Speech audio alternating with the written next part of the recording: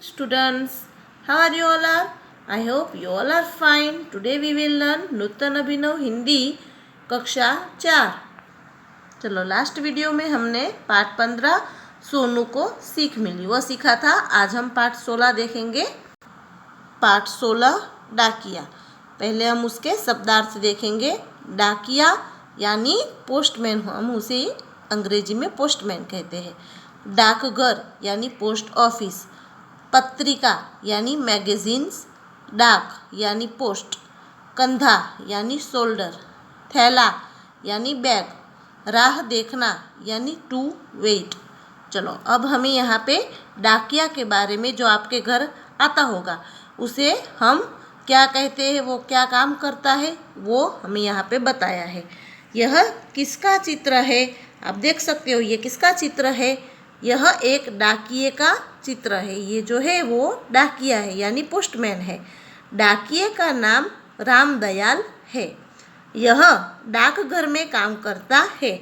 ये जो पोस्टमैन कहाँ पे काम करता है? तो पोस्ट ऑफिस में यानी डाकघर में। इसके कंधे पर पीले रंग का थैला है, जो आप देख सकते हो यहाँ पे। वो थैले में क्या होता है?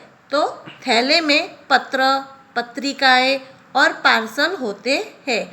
पत्र यानी लेटर, मैगजीन्स और पार्सल, वो सब इसके थैले में रहते हैं। यह घर घर जाकर डाक बांटता है। ये जो है वो क्या काम करता है?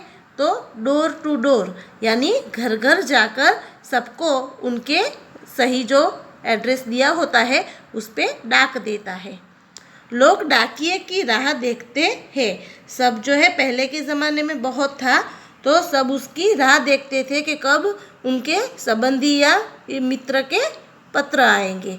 डाकिया हम सबका मित्र है। वह समाज का सच्चा सेवक है। चलो, अब हम इसका एक्सरसाइज जो है वो देखेंगे। चलो, निम्नलिखित हिंदी शब्दों के सामने अंग्रेजी शब्द लिखिए। यहाँ पे देखो बच्चों, हमें हिंदी नाम दिए हैं, उसके सामने आपको उसके अंग्रेजी नाम लिखने हैं। जैसे डाकिया, तो डाकिया मैंने बोला था आपको, हम क्या कहते हैं उसे? पोस्टमैन कहते हैं। थैला तो बैग। डाक उसे पोस्ट कहते हैं। कंधा उसे शोल्डर कहते हैं। डाकघर तो पोस्ट ऑफिस। राह देखना यानी टू वेट। ओके, चलो अब हम उसके प्रश्न के उत्तर देखेंगे। डाकिया क्या काम करता है?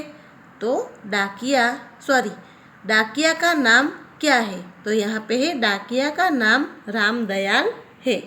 डाकिया कहाँ काम करता है? डाकिया डाकघर में काम करता है। डाकिये के थैले में क्या क्या है? डाकिये के थैले में पत्र, पत्रिकाएं और पार्सल है। डाकिया क्या काम करता है? डाकिया घर घर जाकर डाक बांटता है। तो इस तरह से आपको भी आपकी बुक में यह प्रश्न के उत्तर लिखने हैं। ठीक है, आज हम पाठ 17 भी साथ में देख लेते हैं। टोपी और जूता। शब्दार्थ है बातें बनाना यानी टू बॉस्ट। धूप यानी सनशाइन। इज्जत यानी ऑनर, रेप्यूटेशन। शायद यानी परहैप्स। भाव बढ़ना to be the treated as the importance. And कीचड़ यानी मड। चलो, अब यहाँ में हमें टोपी और जूतों दोनों में अनबन होती है, वाद विवाद होता है। वो क्या कहते हैं वो देखते हैं हम। टोपी कहती है जूते से, तू पैरों में रहता है, तू छोटा है। मैं सिर पर रहती हूँ, मैं बड़ी हूँ। अब दोनों में बहस होती है, सबसे बड़ा कौन होता है। तो टोपी कहती है जूते से कि तू पैरों में होता है इसलिए तू छोटा है, और मैं सर पे रहती हूँ इसलिए मैं बड़ी हूँ। जूता कहता है टोपी से, मैं पैरों में रहता हूँ पर काम कितना बड़ा करता हूँ। अब जूता टोपी से कहता है कि मैं पैरों में भले ना रहूँ पर मैं काम बहुत बड़ा करता हूँ। टोपी कहती है तू और बड़ा काम खाली बातें ही बनाता है। जूता कहता है देखिए, मैं पाँव को कंकड़, पत्थर, कांच आदि से बचाता हूँ। मेरे कारण मिट्टी कीचड़ में भी पाँव गंदे नहीं होते। अब जो हम जूते पहनते हैं तो हमारे पाँव की रक्षा होती है। किस तरह से? तो कंकड़, कांटे, पत्थर, कांच उससे वो हमें लगते नहीं है पैरों में, फिर कीचड़ में माटी में हमारे पाँव भी गंदे नहीं होते हैं। इसलिए जूता कहता है मैं महान हूँ। चलो अब टोपी क्या कहती है वो देखें। टोपी कहती है मैं भी तो आदमी को सिर को धूप और धूल से बचाती हूँ। टोपी कहती है कि मैं आदमी के सिर को सन की जो सनशाइन होती है यानी कि धूप होती है उससे और धूल से, दोनों से उसकी रक्षा करती है। और मैं आदमी की इज्जत बढ़ाती हूँ, यानी कि जिसके हम कहते हैं ना कि टोपी जिसके सर पे होती है उसकी इज्जत भी बड़ी होती है। जूता कहता है तू सिर पर न हो तो भी आदमी का काम चलता है, पर मेरे बिना तो काम बिल्कुल नहीं चलता।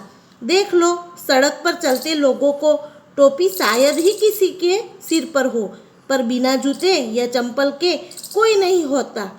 आज आदमी की इज्जत उसके जूतों से होती है। देखो यहाँ पे जूता जो है वो टोपी से कहता है कि तुम सड़क पे देख लो, आते जाते लोग हैं वो सबके पैरों में जूते हैं, पर टोपी तो किसी किसी ने ही पहनी हुई है। टोपी कहती है हाँ आजकल तेरा भाव बढ़ गया है। हम उसका स्वाध्याय देखेंगे।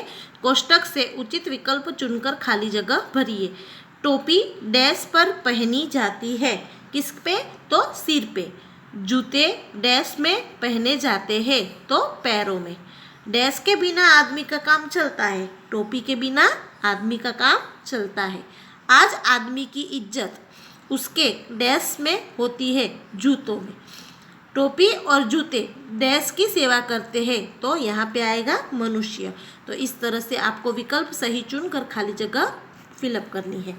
चलो निम्नलिखित वाक्य कौन कहता है लिखिए। चलो यहाँ पे है खाली बातें बनाता है, तो यह वाक्य टोपी कहती है जूते से। ओके, यहाँ पे टोपी लिखना है सिर्फ। देख लो सड़क पर चलते लोगों को, तो जो जूता है वो टोपी से कहता है, पर हमें सिर्फ यहाँ पे कौन कहता है? तो जूता। सेवा ही हमारा धर्म है, ये टोपी कहती है जूते से, तो हमें यहाँ सिर्फ टोपी लिखना है। चलो अब स्वाध्याय देखते हैं। निम्नलिखित प्रश्नों के उत्तर लिखिए। यहाँ पे प्रश्न थोड़े बड़े हैं। टोपी खुद को बड़ी क्यों मानती है?